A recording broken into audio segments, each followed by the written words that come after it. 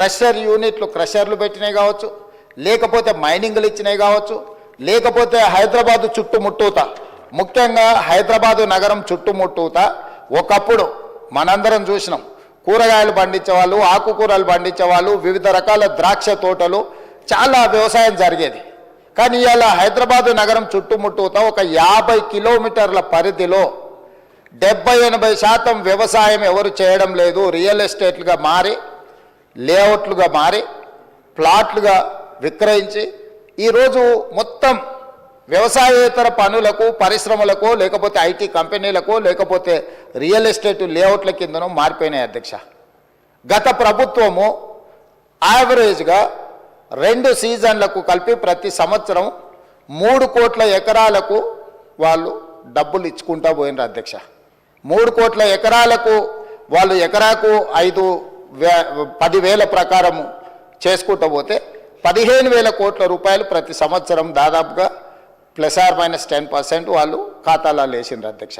అట్లా వాళ్ళు ఇచ్చిన 72,000 కోట్లల్లో 22,000 కోట్ల రూపాయలు జాతీయ రహదారులకు, రియల్ ఎస్టేట్లో ప్లాట్లు అమ్మిన వాళ్లకు, క్రషర్లకు, మైనింగ్లకు, రాళ్లకు, రప్పలకు, కొండలకు, గుట్టలకు దొంగ పాస్ పుస్తకాలు తయారు చేసుకొని అధికారంలో ఉన్నాం కాబట్టి అధికార పార్టీ నాయకుల అనుచరులము, వారి సహచరులము, వారి బంధువులమని వేలాది కోట్ల రూపాయలు కొల్లగొట్టిండ్రు అధ్యక్ష.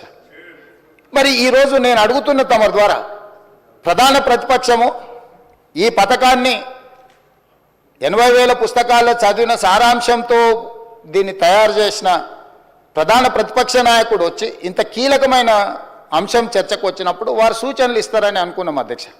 వారి అనుభవం నుంచి, వారి పరిపాలనలో వారు నేర్చుకున్న అంశాల నుంచి ఈ ప్రభుత్వం ఏదైనా సూచన వస్తే మేము తీసుకుందాం అనుకున్నాం. ఇక్కడ ఒక అంశం చెప్పొచ్చు అధ్యక్ష.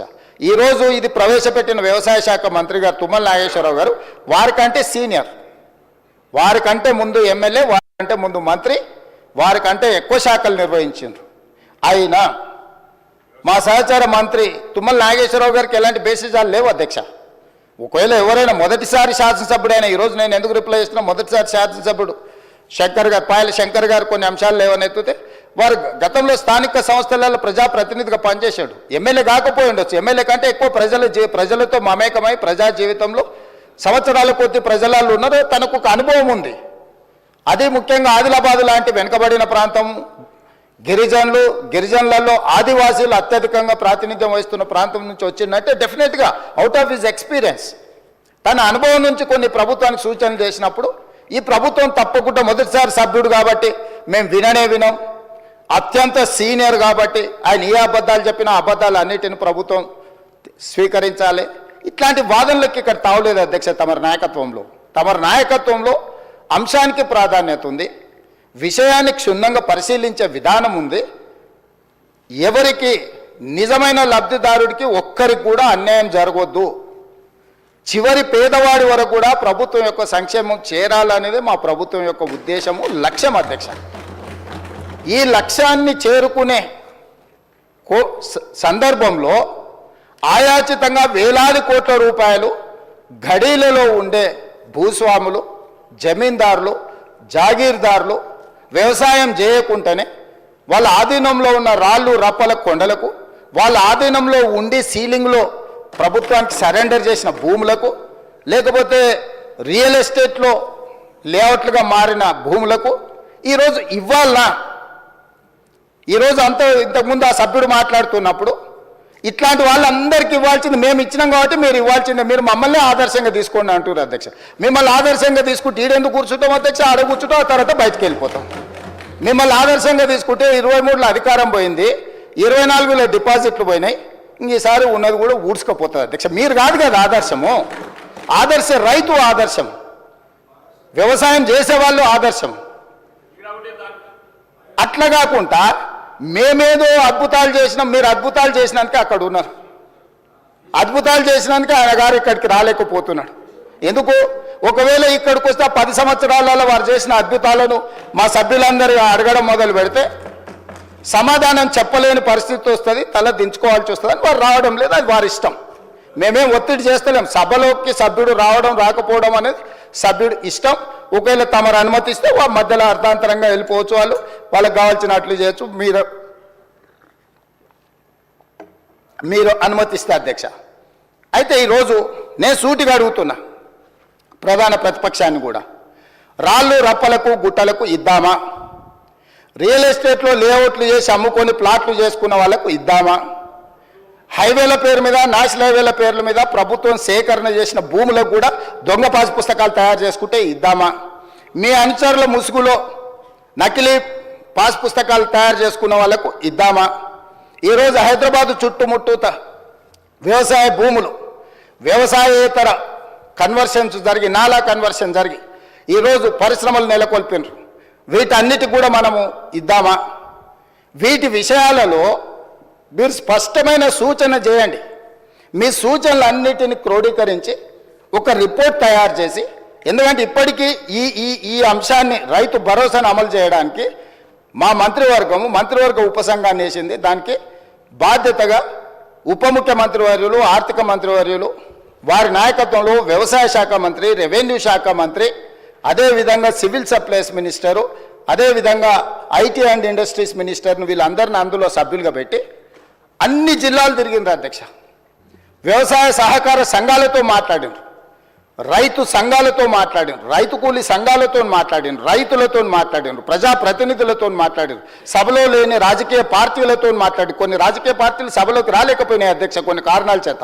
అంత మాత్రాన సమస్య పట్ల వాళ్ళకి అవగాహన లేదని మనం అనుకోనికే లేదు కదా అధ్యక్ష. వాళ్ళతో పాటు చట్టసభలో కూడా చర్చించి మీరు మీ అంతలో మీరే ఊహించుకొని, మీ అంతలో మీరే కాయించుకొని, మీ అంతలో మీరే దూషించి, మీ అంతలో మీరే బయటకు వెళ్ళిపోయి, ఏంటి అధ్యక్ష ఇది? స్పష్టంగా ఈ ప్రభుత్వం వినడానికి సిద్ధంగా ఉంది. మీరు చేసే సూచనలలో ఏదైనా సహేతుకత కనిపించి నిజంగా తెలంగాణ రైతాంగానికి మేలు జరుగుతుందంటే ఈ ప్రభుత్వానికి భేషజాలు లేవు. అందుకే ఈ సభలో మీరెంత అల్లరి చేసినా, మీరెంత చిల్లరగా వ్యవహరించినా మేము ఓపికతో ఒక్క మాట అనుకుంటే ఇక్కడ కూర్చొని మేము వింటా ఉన్నాం. మీరు రెచ్చగొట్టాలనే ప్రయత్నం చేస్తున్న మీ అసహనము, అధికారం కోల్పోయిన మీ వ్యవహారము సమాజం అంతా గమనిస్తుందని మేమేం అనలేదు అధ్యక్ష. సరే, మీరు చేసే విచిత్రమైన వ్యవహారాలు వీటన్నిటిని కూడా ప్రజలు నిశ్చితంగా గమనిస్తున్నారు.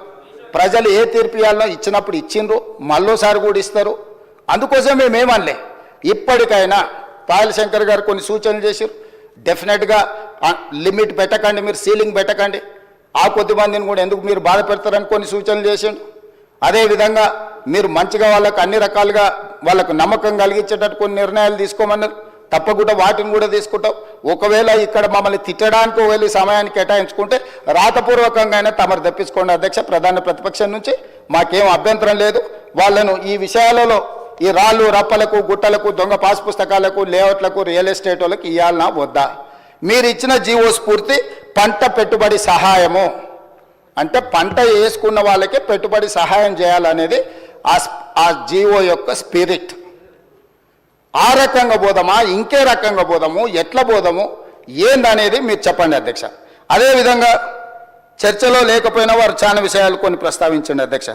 రుణమాఫీకి సంబంధించి లేకపోతే అప్పులకు సంబంధించి కూడా ఒకటి రైతు భరోసా మీద విధి విధానాలు అధ్యక్ష. విధి విధానాల 1, 2, 3, 4, 5 what ever it is, me suggestions ఏంటో కాటగారికల్గా చెప్పండి. ప్రభుత్వం వింటుంది, ప్రజలకు ప్రయోజనం చేకూరితే అమలు చేస్తుంది. పాయింట్ నెంబర్ 2, మీరు రైతు ఆత్మహత్యల మీద, ఇతర అంశాల మీద దీంట్లోనే మిక్స్ చేసి మీరు కొంత చెప్పే ప్రయత్నం చేసి నాకేం అభ్యంతరం లేదు.